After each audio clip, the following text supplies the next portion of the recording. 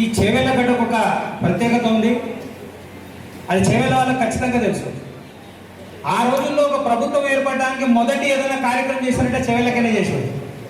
అట్లనే మన తెలంగాణలో కూడా పార్లమెంట్ సమావేశాలు చేవెళ్ళకైనా రావడం ఒక ప్రత్యేకత సంతరించుకుంది. దానికోసం గట్టి అందరూ సపోర్ట్.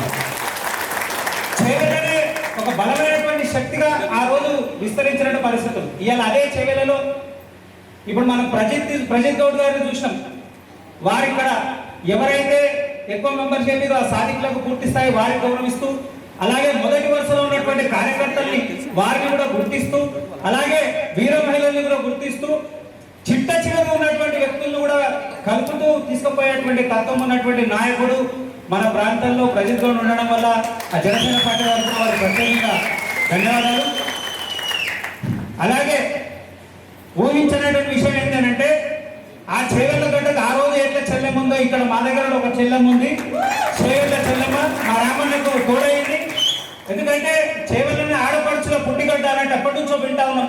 అలాంటి పరిస్థితులు మళ్ళా రావడం, మళ్ళా చేవెళ్ళ నుంచే మన ఈ పోరాటం స్టార్ట్ కావడం. అయితే చాలా మంది ఉద్దేశం వేరే వేరే రకాలుగా ఉంది. తెలంగాణలో జనసేన ఏంటి? ఖచ్చితంగా మార్పుకు పునాది జనసేన, మార్పుకు పునాది జనసేన. ఎవరికి వ్యతిరేకం కాదు. ఏ పార్టీలకు కానీ, ఏ వ్యక్తులకు కానీ, ఏ సమాజానికి కానీ ఎవరికి వ్యతిరేకం కాదు. కులరహితమైనటువంటి సమాజం, అన్ని కులాలను కలుపుకొని వెళ్ళేటువంటి సమాజాన్ని సృష్టించాలనే జనసేన యొక్క లక్ష్యం. పవన్ కళ్యాణ్ గారి ఆలోచన విధానం. ఆ విధానానికి అనేక మంది ఆకర్షితులై ఇవాళ మనం అనుకుంటున్నాం చాలా కొంతమంది ఉన్నామని. కానీ వేలాది మంది, లక్షలాది మంది, కోట్లాది మంది మనసులో పవన్ కళ్యాణ్ గారు స్థిరమై ఉన్నారు. అయితే అవకాశం కోసం ఎదురు చూస్తా ఉన్నాం.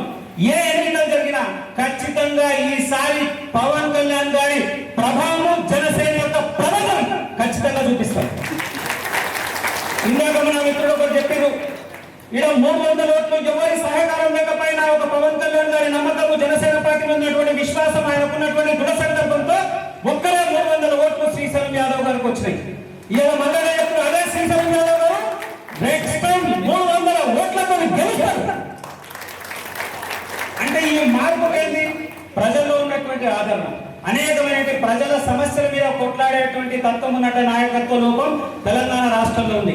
ఇప్పుడు అవకాశం మన పార్టీకి దక్కడం, మనం అందరం ఉండడం, మీరందరూ కూడా ప్రత్యక్షంగా జరిగేటువంటి ప్రతి ఎన్నికల్లో, ఎంపీటీసీ ఎన్నికల్లో, ఎమ్మెల్యే జడ్పీటీసీ ఎన్నికల్లో, స్థానిక సంస్థల ఎన్నికల్లో పూర్తి స్థాయిలో మీరు రండి ముందుకు. పార్టీ పూర్తిగా స్వాగతిస్తూ ఉన్నారు.